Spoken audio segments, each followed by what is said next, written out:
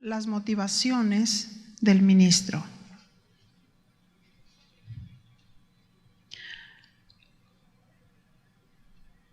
Vimos los deseos de la carne, ahora los deseos de los ojos. Primera de Juan 2:16.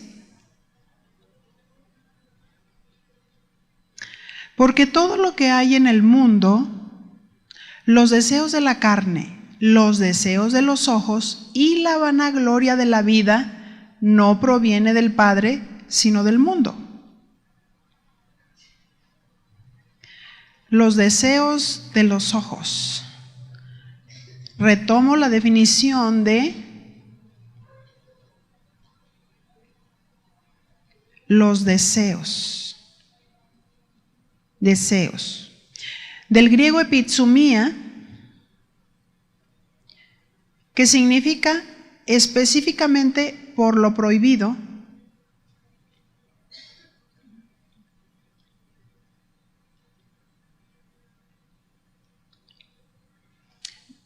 codiciar, desear,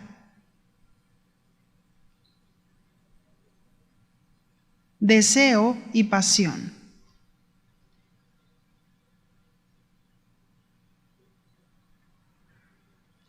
Bien, aquí usa la palabra ojos, vamos a definirla. Ojos del griego o salmón,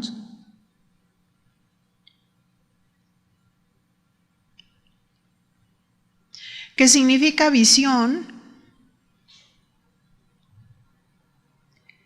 y aquí dice figurativamente envidia.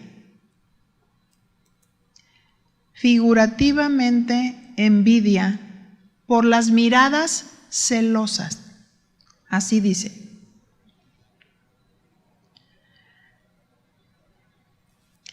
Repito, por implicación visión, figurativamente envidia por las miradas celosas. Lo estoy definiendo para que nosotros podamos entender bien a qué se refiere cuando dice los deseos de los ojos. Todo entra por los ojos. En un mirar, envidiar lo que se ve.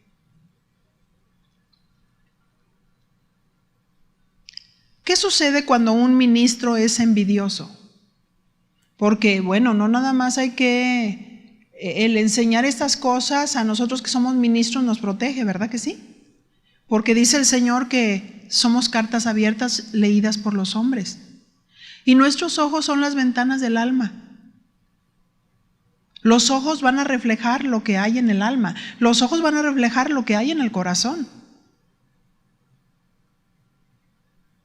Y no se imaginan los conflictos que hay cuando un ministro es celoso y envidioso. Este no permite que otros se desarrollen y crezcan. ¿Sabe cuál es el deseo de Dios? Que su iglesia se desarrolle y crezca. ¿Verdad que sí? Pero hay ministros que quieren ver a las ovejas ignorantes. Ignorantes para poder manipularlas.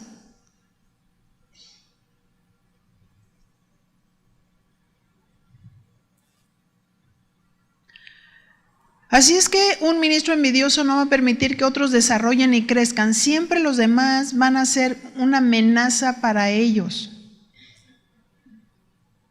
No permite que se alabe a otros porque tiene celos y envidia. Yo pienso que si somos cartas abiertas, los que están trabajando cerca de nosotros alrededor se van a dar cuenta qué tipo de personas somos. Y se van a dar cuenta si estamos haciendo lo correcto, si estamos brindando para ellos alimento, capacitación para que ellos crezcan y se desarrollen. Para que sirvan con excelencia, porque es parte del ministerio. Este ministro compite con otros. ¿Cómo lo detectas? Nunca hará nada en favor de la unidad. Nunca hará nada en favor de la unidad. Por ejemplo, vamos a definir lo que es uniformidad y unidad. Uniformidad es hacer todos una misma cosa.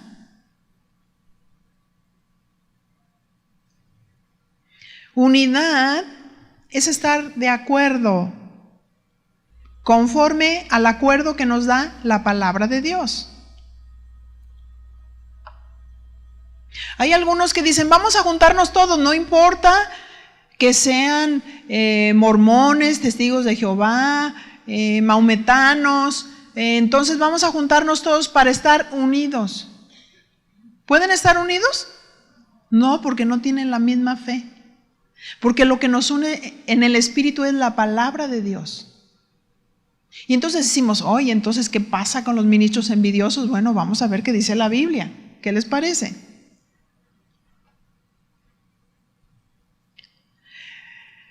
Los ministros celosos no participan de otros ministerios. Cuando se les invita a edificar el cuerpo, porque dice, ese es tu evento. Siempre queriendo tener su gente aislada. Porque no quieren que ellos reciban la influencia de otros ministros, más que de ellos solos. Y eso es dañino. Eso no es de Dios. Pero vamos a analizar un hombre que era celoso. Vamos a ver ejemplos bíblicos. Orgulloso e inseguro. Este hombre pensaba que su ministerio estaba bien porque contaba con un ejército. Pero en el fondo la gente respeta al que tiene autoridad espiritual. Dice la Biblia que por sus frutos los conoceréis, buenos o malos ministros. Hay que checar las motivaciones. 1 Samuel 18:1.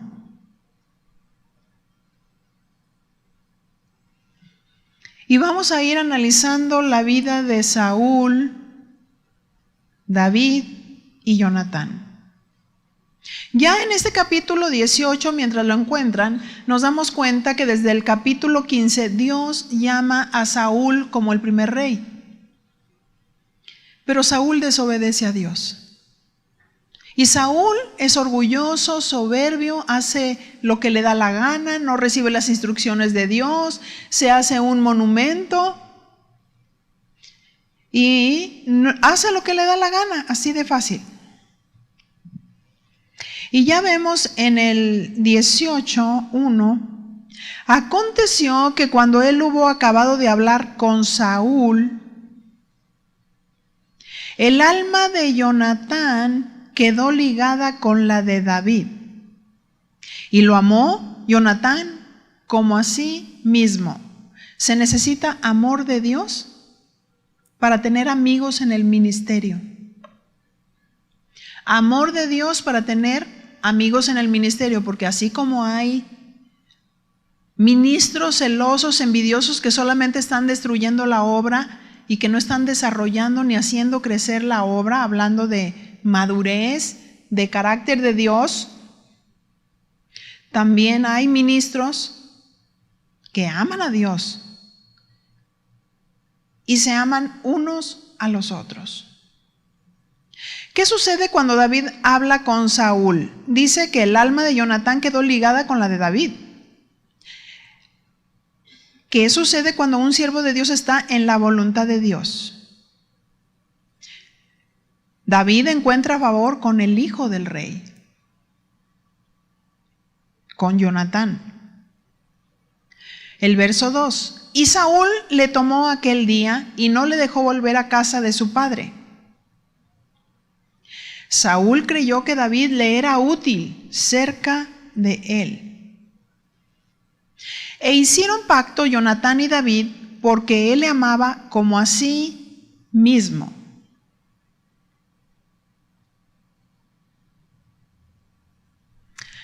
¿Cómo es que dos siervos pueden ser amigos y comprometerse el uno al otro hasta el punto de dar su vida? La única manera de tener comunión con tu hermano es creyendo en los mismos principios y amando al mismo Dios.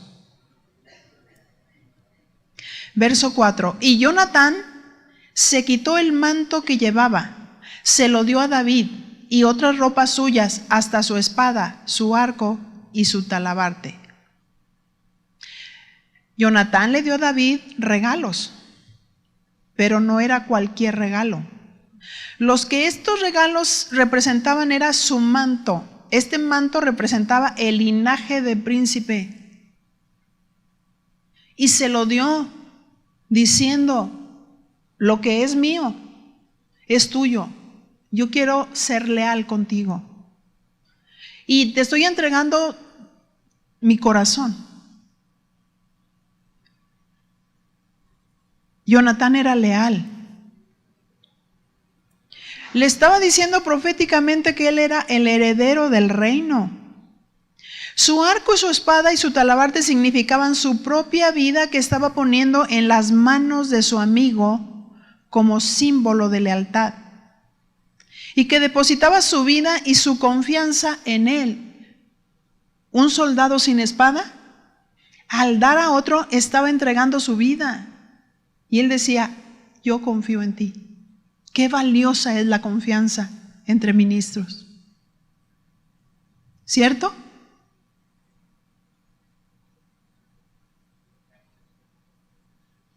¿Por qué no podemos unirnos y desarrollar ministerios? Hay dos razones. Número 1,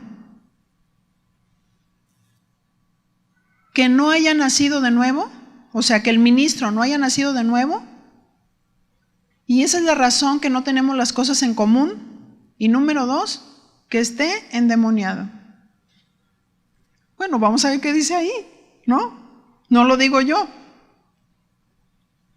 Verso 5, y salía David a donde quiera que Saúl le enviaba, y se portaba prudentemente, y lo puso Saúl sobre gente de guerra, y era acepto a los ojos de todo el pueblo y a los ojos de los siervos de Saúl. Dice que David se portaba prudentemente, que significa circunspecto. Habla de un hacer y actuar. También significa inteligente, cuerdo, entendido. O sea, él se movía a distancia y estaba observando. Pensaba y analizaba las cosas para saber cómo conducirse delante del rey.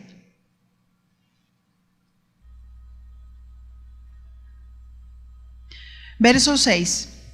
Aconteció que cuando volvían ellos, cuando David volvió de matar al filisteo, salieron las mujeres de todas las ciudades de Israel, cantando y danzando para recibir al rey Saúl, con panderos, con cánticos de alegría y con instrumentos de música.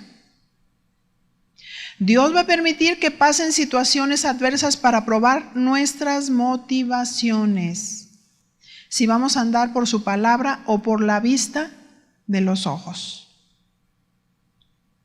¿Y qué sucedió ahí en el verso 7? Dice, y cantaban las mujeres que danzaban y decían, Saúl hirió a sus 1000 y David a sus 10,000. El canto de estas mujeres probaron la motivación de Saúl. Ellas hicieron que se provocara una competencia. ¿Cómo reaccionó Saúl? Verso 8.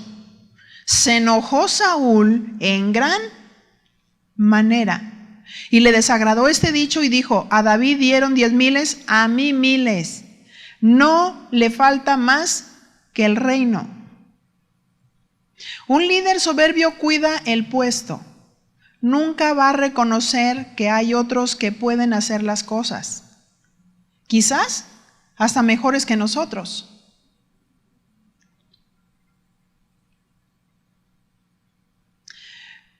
Un ministro humilde diría, es verdad, él mató 10,000. Lo alabo por eso, me es útil en la obra de Dios. ¿Cierto?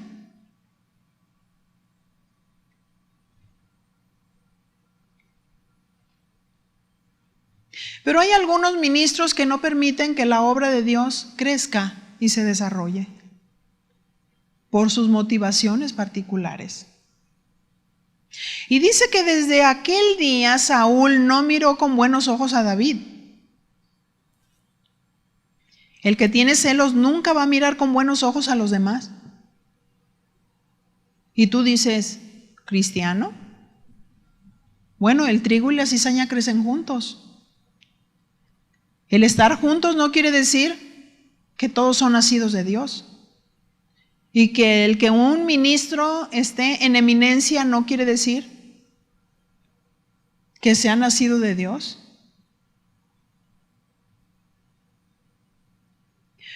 Recuerde nuestro tema, cuidar los deseos de los ojos. Aconteció al otro día, verso 10, que un espíritu malo de parte de Dios tomó a Saúl, y él desvariaba en medio de la casa. Y David tocaba con su mano como los otros días y tenía Saúl la lanza en la mano. O sea, venían espíritus y lo atormentaban. Saúl empezó a ser atormentado por un demonio. Y arrojó Saúl la lanza diciendo, enclavaré a David a la pared. Pero David lo evadió 2 veces.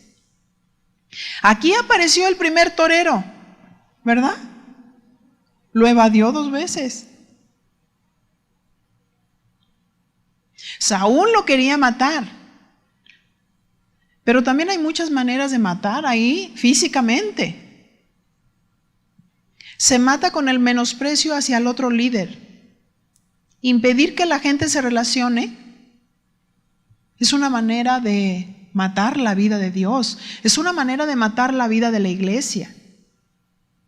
Es una manera de impedir que los ministerios se unan y se hagan fuertes. En otra escritura observamos cómo Saúl no quería que su hijo Jonatán se juntara con David, ni que lo cubriera. Fíjese lo que dice 1 Samuel 20:30. Dice que entonces encendió la ira de Saúl contra Jonatán y le dijo, fíjense cómo le dijo a su propio hijo, porque sabía que Jonatán había entregado su corazón a David y le era leal. Y le dijo, hijo de la perversa y rebelde, ¿acaso no sé yo que tú has elegido al hijo de Isaí, a David, para confusión tuya y para confusión de la vergüenza de tu madre? Porque todo el tiempo que el hijo de Isaí viviere sobre la tierra, ni tú estarás firme, ni tu reino. Envía pues ahora y tráemelo, porque ha de morir. Tremendo, ¿no? Yo pienso que estamos en otros tiempos donde debe de haber un entendimiento en Dios y donde la Biblia dice, por sus frutos los conoceréis. Y si notamos que un ministro en realidad no es cristiano y más si está endemoniado, yo pienso que lo más sabio es sacarlo. ¿Sí? Porque dañan la obra de Dios y dañan al cuerpo. Muchos aparentemente están multiplicando y el ministerio en número parece floreciente. Pero si notas el fruto y la formación en la vida de la gente, es una reproducción al revés de lo que se predica.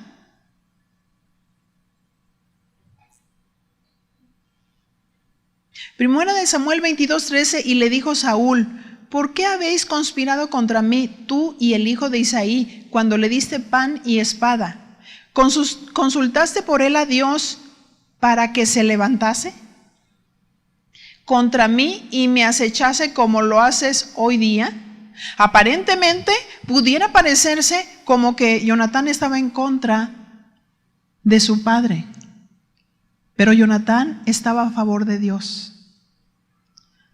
Porque si tu padre, tu madre, tu mejor amigo pecaren, No podemos ser leales solamente por el parentesco. Debemos de ser leales cubriendo la obra de Dios, cubriendo el carácter de Dios, la justicia de Dios. En estas cosas, el amor a sí mismo, el tener malas motivaciones para hacer la obra, el que le interese más lo que todos los demás digan en lugar de obedecer a Dios, es muy dañino. Saúl hablaba mal de David y decía que lo quería matar. Pero no era así. Al contrario, él le tocaba el arpa para que se le fuera el demonio que lo atormentaba. Y era Saúl quien quería enclavarlo. Mas Saúl estaba temeroso de David por cuanto Jehová estaba con él y se había apartado de Saúl. Por lo cual Saúl le dijo de sí y le hizo jefe de 1000 y salía y entraba delante del pueblo. Y David se conducía prudentemente en todos sus asuntos. ¿Cómo debemos de conducirnos en la obra de Dios? Prudentemente. Por si alguien te quiere matar. Y Jehová estaba con él, y viendo Saúl que se portaba tan prudentemente, tenía temor de él. Mas todo Israel y Judá amaban ¿a quién? A David, porque él salía y entraba delante de ellos. O sea, en la práctica David ya reinaba y tenía el reconocimiento y el amor de la gente. Pero algunos envidiosos empiezan a echar tierra. Ya te fijaste que el ministro fulano hace y así, así. No te le acerques porque aguas.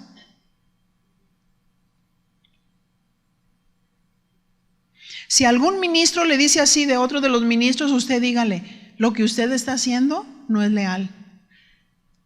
Así dígale, cara a cara. Entonces dijo Saúl a David, he aquí yo te daré Merab, mi hija mayor, por mujer, con tal que me seas hombre valiente y pelees las batallas de Jehová. Mas Saúl decía, no será mi mano contra él, sino que será contra él la mano de los filisteos. ¿Cuál era la motivación de Saúl? Matar a David. Pero David respondió a Saúl, ¿quién soy yo o qué es mi vida o la familia de mi padre en Israel para que yo sea yerno del rey? Y llegando el tiempo en que Merab, hija de Saúl, se había de dar a David, fue dada por mujer a Adriel Meolatita. Pero Mical, la otra hija de Saúl, amaba a David y fue dicho a Saúl y le pareció bien a sus ojos. Y Saúl dijo, yo se la daré para que le sea por lazo y para que la mano de los filisteos sea contra él. Pues Saúl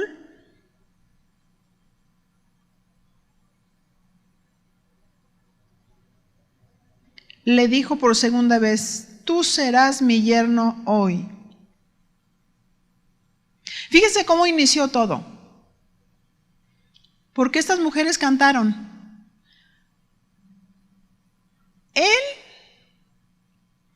Saúl mató a 1000 y David a 10,000. Un buen ministro ayuda a crecer y a desarrollar a los demás. Y no se pone celoso por el desarrollo y el crecimiento que están teniendo las ovejas. Al contrario, ellos son la reproducción.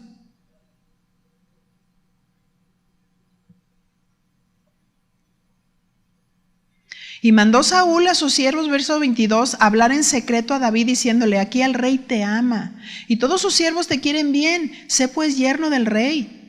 Y los criados de Saúl hablaron esas palabras a los oídos de David. Y David dijo, ¿os parece a vosotros que es poco ser yerno del rey, siendo yo un hombre pobre y de ninguna estima? Verso 24, 18-24. Y los criados de Saúl le dieron la respuesta diciendo, tales palabras ha dicho David.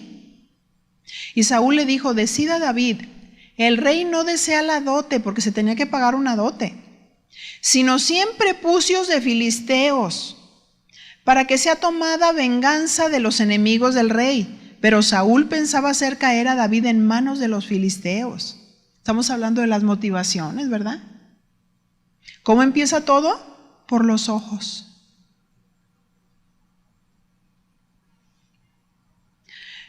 El que tiene celos tiene malas motivaciones. Verso 26. Cuando sus siervos declararon a David estas palabras, pareció bien a la cosa a los ojos de David para ser yerno del rey, y antes que el plazo se cumpliese, se levantó David y se fue con su gente y mató a 200 hombres de los filisteos, y trajo David los prepucios de ellos y los entregó todos al rey, a fin de hacerse yerno del rey. Y Saúl le dijo a su hija Mical, le dio a su hija Mical por mujer. David no solo le dio lo que el rey le pidió, sino que dobló la petición y fueron 200 prepucios. Verso 28. Pero Saúl, viendo y considerando que Jehová estaba con David y que su hija Mical lo amaba, tuvo más temor de David, y fue Saúl enemigo de David. ¿Cuánto tiempo? Todos los días. Verso 30. Y salieron a campaña los príncipes de los filisteos, y cada vez que salían, David tenía más éxito que todos los siervos de Saúl, por lo cual se hizo de mucha estima su nombre. ¿Cuál es la manera de tener las motivaciones correctas? Si eres hijo de Dios, nacido de Dios, ¿qué pasa? Todo aquel que es nacido de Dios no practica el pecado, porque la simiente de Dios permanece en él. Este es 1 de Juan 3:9. Y no puede pecar porque es nacido de Dios. ¿Qué significa practicar? Hacer. Este es un verbo que habla de acción y da la idea de una continuidad. El que practica es algo constante como un estilo de vida, y dudoso que sea hijo de Dios. ¿Cómo se manifiestan los hijos de Dios? Verso 10, 1 de Juan 3:10. En esto se manifiestan los hijos de Dios y los hijos del diablo. Todo aquel que no hace justicia y que no ama a su hermano, no es de Dios. No me digas en qué bando estás. O sea, por sus frutos los conoceremos. ¿Qué significa justicia? Porque aquí dice, y los hijos del diablo, y todo aquel que no hace justicia y que no ama a su hermano no es de Dios. Justicia, del griego dikaiosune, significa equidad de carácter. Es este hombre equilibrado, equitativo en su manera de ser y de conducirse. No se deja llevar por sus pasiones. Un hombre equilibrado es justo. No se deja llevar por sus pasiones. Toma dominio de la carne.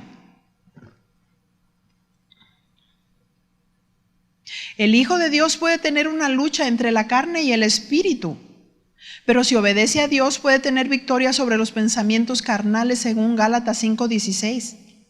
Digo pues, andad en el espíritu y no satisfagáis los deseos de la carne, porque el deseo de la carne es contra el espíritu y el del espíritu es contra la carne. Y estos se oponen entre sí para que no hagáis lo que quisiereis. Pero ¿qué sucede con aquel que no es hijo de Dios? Si no es hijo de Dios, ¿de quién es hijo? El que practica el pecado es del diablo, porque el diablo peca desde el principio.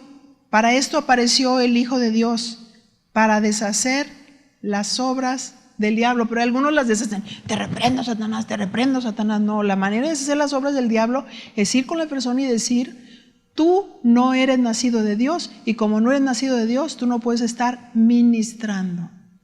Bájate, encuéntrate con Dios, porque todos los frutos que tienes es de un hijo del diablo. Así dice.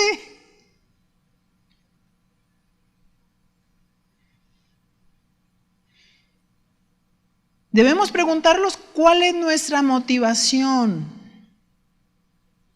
Si como hijos de Dios nos hallamos faltos, hay que pedir perdón por nuestros pecados. Si nuestros ojos se fueron, si empezamos a sentir algo que no es de Dios, un pensamiento, una idea, un sentimiento, algo negativo en contra de nuestros hermanos, si nos encontramos faltos y no alcanzamos a ver,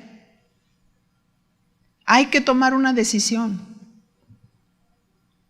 La Biblia dice, si confesamos nuestros pecados, Él es fiel y justo para limpiarnos de toda maldad. Solo Dios hará posible que nuestra naturaleza cambie y por ende vamos a ver la obra de Dios desarrollando y creciendo. ¿Sí? Entonces, bueno, los que somos ministros, hay que observar bien a la gente. Hay que checar si son nacidos de Dios. Hay que entrevistarlos cuando entran al ministerio. ¿Quiénes son? ¿Están en santidad? ¿Están bien casados?